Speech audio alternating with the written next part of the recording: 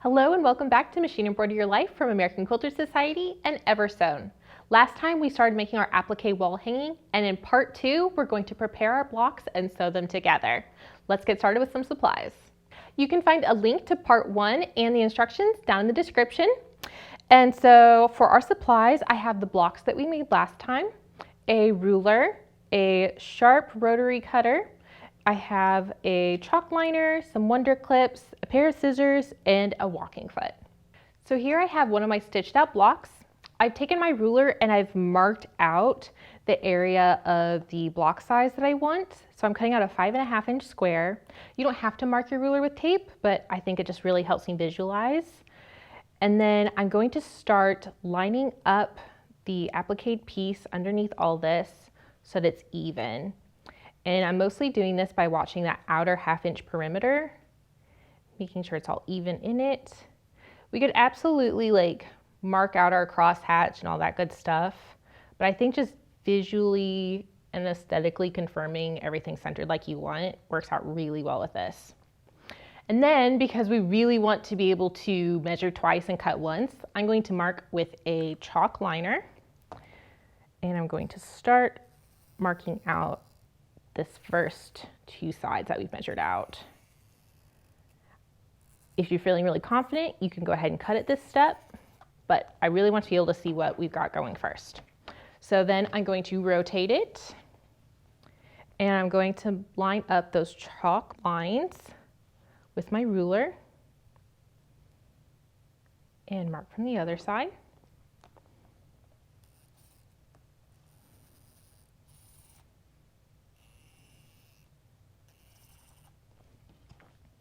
And then I'm able to take my ruler away and visually confirm that I like my placement in there.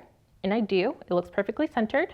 I'm going to replace my ruler back over it, and I'm going to line it up to the side. Make sure everything's square, and then cut. So I've cut my first side. I'm going to turn to the opposite side from the one I just cut, line it up, and also make sure that it is on that 5.5 inch mark. And there it is. And cut again. Now I'm going to do the same thing on the last 2 sides, making sure that it is lining up with that cut edge and centered.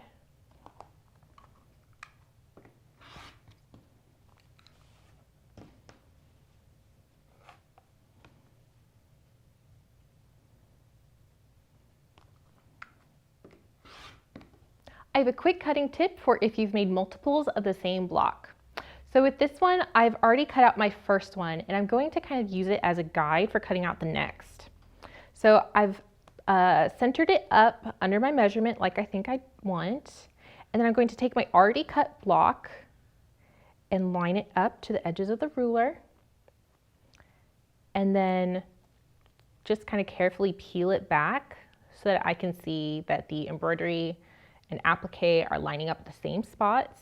It's not super skewed one way or the other. And so once I've confirmed that, I can go ahead and start marking my square.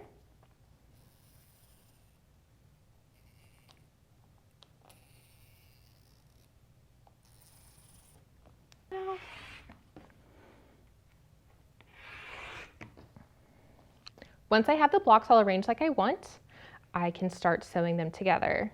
So I'm going to take these 2 from the top row, lay them so their edges match, bring in one of my clips, clip it, and then I'm going to bring this over to the machine where I've already got my walking foot installed. I have a 1/4 inch foot on, and so I'm going to use my foot's guide to sew a 1/4 inch seam allowance. If you don't have a 1/4 inch seam foot, you can just mark out the seam allowance or use a point on your foot that you'd rather use for the allowance. So with that all set, I can start sewing.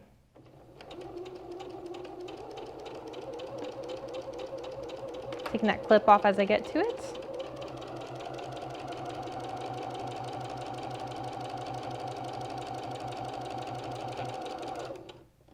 I'm going to press open the seam allowances on these 2 blocks So I like to come in ahead, kind of split that seam open, and then bring my iron behind. Just give a nice little press from this side first. I really want those to lay flat. And then I can pop over to the front and just give a quick press to make sure everything looks nice. Now I'm going to complete the row by adding the final block.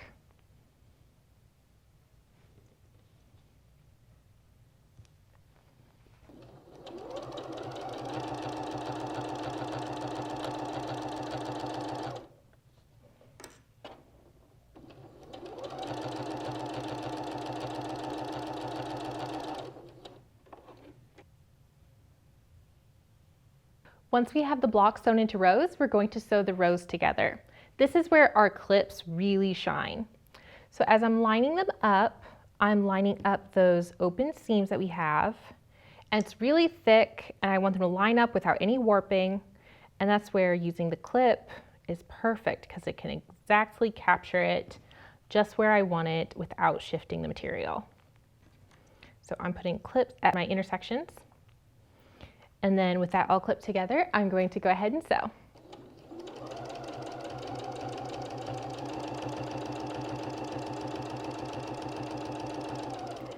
As I approach the first clip, I am getting as close as I can without touching it, ending with my needle down, taking that clip away, and then using my fingers to help hold that all down.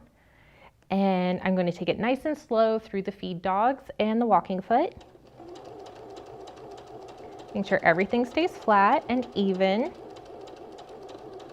Once I get through that, I can kind of zip down to the next one.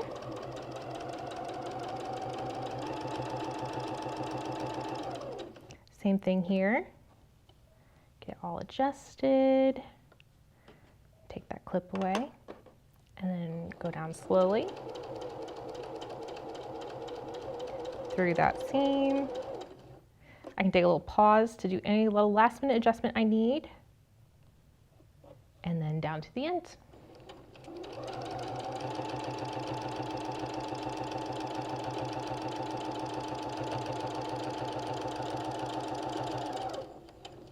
As I iron these rows together, I like to put a bit of fabric over the back of the blocks to protect my stitching. Sometimes with rayon or polyester thread, they can be a little heat sensitive. So this is just one thing I can do to kind of help protect everything.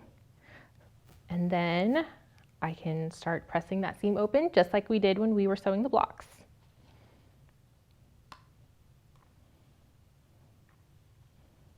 Might take a little extra time where all of our seams meet up just to get everything nice and flat.